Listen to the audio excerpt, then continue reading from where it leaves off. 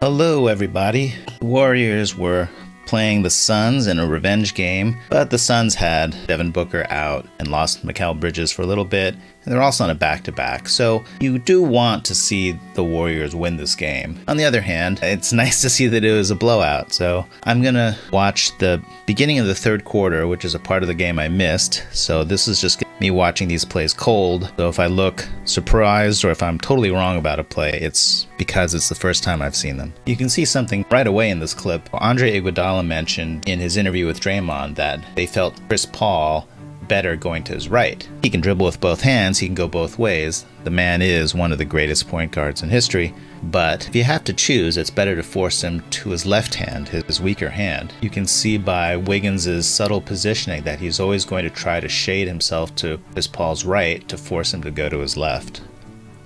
So there. This isn't all that subtle. He's actually completely on Chris Paul's right. So he's just forcing Chris Paul to dribble with his left hand and go to his left. Okay, high pick and roll. Looney setting a pick for Jordan Poole.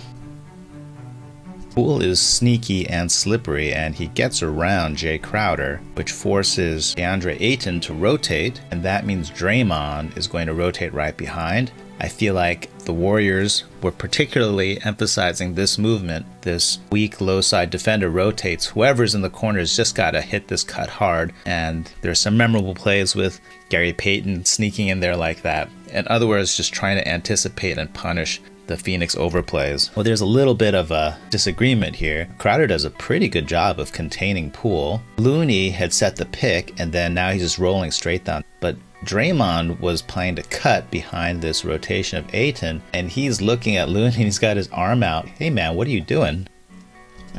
He's still got his arm out. Yo man, what are you doing? I was right there for the cut. They're gonna have to straighten that out right after this play. Okay, so Poole gets stopped and he's bailing out. Okay, and CP3 somehow is checking Wiggins.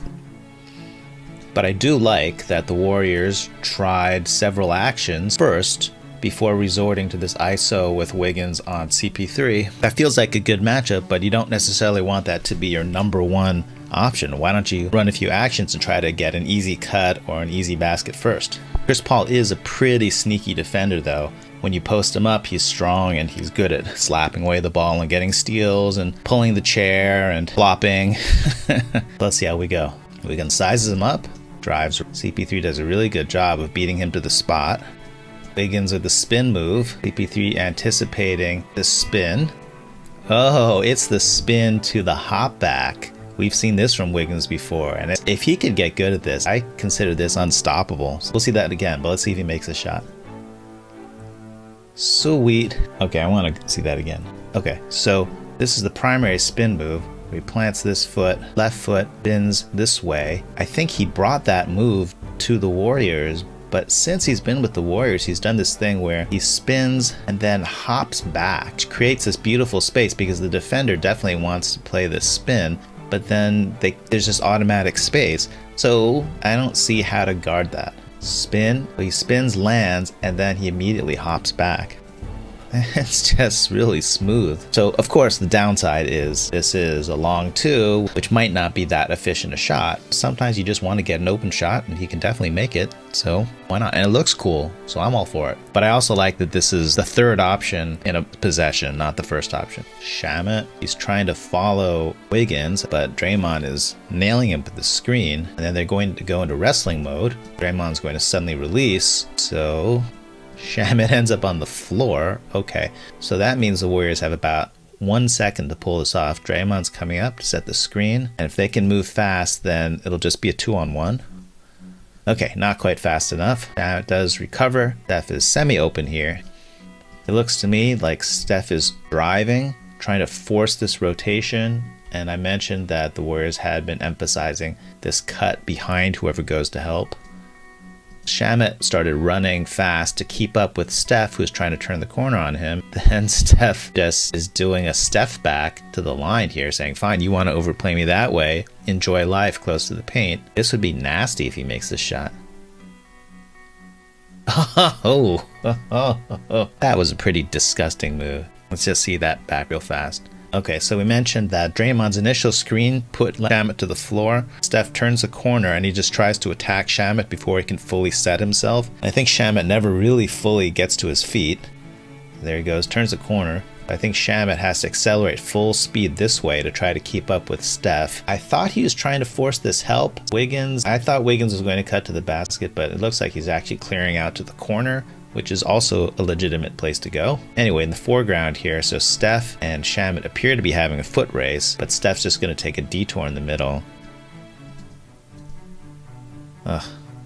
That was pretty well defended. Can't do anything about that. Chris Paul has a perpetual, I'm very concerned about this situation look. This is an outrage look on his face. It's amazing how he's managed to keep that exact look on his face for 20 consecutive years. This will not stand. This is an outrage. Early screen by Draymond for Steph. It looks like he wants to ISO Crowder.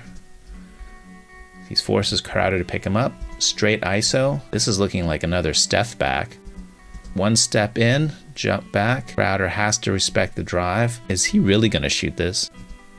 Is he really going to shoot that? Did that really go in the basket? Come on, man. When Steph is in rhythm and he can pull this move off, then it's kind of hard to stop. I thought last game Phoenix was overplaying the three and just trying to run Steph off the three-point line and then make him dribble into the lane where Ayton could rotate and then force people to find the open man. So I thought there was that kind of cat and mouse game going on, but here this is just Steph saying, I'm faster than you and I'm pretty good, gosh darn it. And he just one step in, step back, directly in Jay Crowder's retina. One step. Ugh. It just resets to the perimeter. Looks like it's going to end up with Shamet. Draymond is rotating already. I don't know. This might just be a straight up ISO at this point. Well, yeah, Shamet didn't think he could turn the corner on Draymond, so he just tried to get Draymond going this way. Then the hop back, the fade away from an odd spot in the court. If you can make the shot, then make it. He cannot make the shot. All right. So there's kind of a mix-up in the transition defense. Like the Warriors, this is 4-on-3, but for some reason, so Ayton definitely knows he has to stay near the paint. CP3, I guess he's waiting for the fifth Warrior to show up. So basically in this transition play, the Warriors are playing 5 out, except the fifth person hasn't showed up. So Poole is just going to cut over here. Steph passes to him, so Poole will be open for 3 here unless Crowder steps towards him. Right to him. Okay, yeah, simple stuff. So Crowder had to challenge his 3. Throws it over, and then Crowder's just on an island with 2 people at the 3-point line. Hey, they're letting someone else handle the ball. It's Landry Shamet here. It looks like a very similar setup. Ayton is going to come up. Looks like he's going to set a screen on Jordan Poole's side here. Poole decides to get super personal and just gets right up in Shamet's face. This is no personal boundaries version of ice defense. Like, you still want to drive this defender away from the screen, so we do not want him to go middle. We want to drive him into the waiting arms of the big who's dropped back, but it also looks like Poole's close enough to whisper sweet nothings into his ear. Shamet drives. Okay, it looked like Ayton tried to reposition his screen to make it flat, but Poole did manage to get around it. He is continuing to whisper sweet nothings to Shamet. I need you, baby. I need you, baby. Please don't go. Oh, and Shamet just knocks him back, saying, your love is suffocating me. Maybe that was a foul on Poole. Okay, Poole goes flying. Don't leave me, baby, like this. And it is, yeah, Poole drew the offensive foul. I just want to put a disclaimer. I don't think that's a sign of a healthy relationship, that kind of codependence. That should be called a foul. I should have listened to my mother. The game is definitely starting to creep away from the Suns. It was just, I think, a 2-point game a couple plays ago. This quarter, they've worked some of the motion offense as a matter of read and reacting, but most of these plays seem to be started with screens high up in the middle of the court. Why not? With Steph, you'd have to pick your poison with him. So here we go, early high screen, Steph coming up, and then we have to see how this gets defended, depending on how serious this screen is. If the screen is not serious, then the defender will just walk around it. Okay, so they do have to defend this properly. Wiggins really does try to get in the way, so this defender says, fine, I'll switch to you. This defender now switches to Steph. Steph sure liked his matchup with Shamet.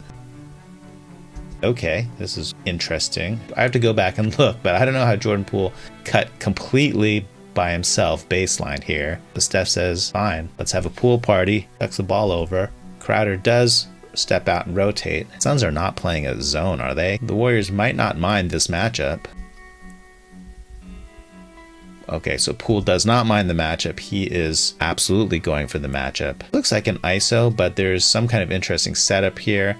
I don't know if Looney feels like he has to come up and set a screen or whether he's going to set some kind of back screen for Steph.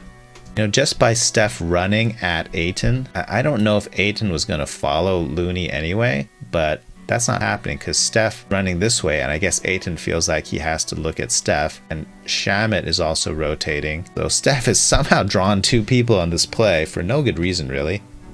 Okay, so that means Looney is completely free to screen Crowder. Poole can just step out here for an open three or go around the corner. I don't know. I guess this is just part of the Phoenix scheme. In general, they leave Ayton just completely sitting under the basket to deter all drives, but it seems a little weird. I have to go look at more plays. I'm not sure why he's refusing to come up and follow Looney, because this is just conceding this open three to Poole. Okay, and Poole is very happy to take the open three. Maybe they're just thinking with Ayton and with JaVale McGee that they can just be in this very drop back position, and they're so long that they can come out and just put their arms up and just contest like that. But that might be too far drop back. Like, he was literally under the basket. Like, maybe if he was dropped over here, he could rotate out. But okay, Poole has to make the basket to make this a punish. Punishment delivered. Ooh, Poole doing some shadow boxing. Got some traditional three celebrations going on here. We got the OK threes here. I think this is Juan Toscano Anderson. He starts off with the OK threes, but okay, now he transitions. Remember last time Juan put up the OK threes and then just stood there like a statue until the ushers came and brushed confetti off of his head. So this time our guy Juanito has turned these into three pistols. He's a rootin' tootin', three-point shooting Yosemite Sam. Bang, bang, bang, bang, bang, bang.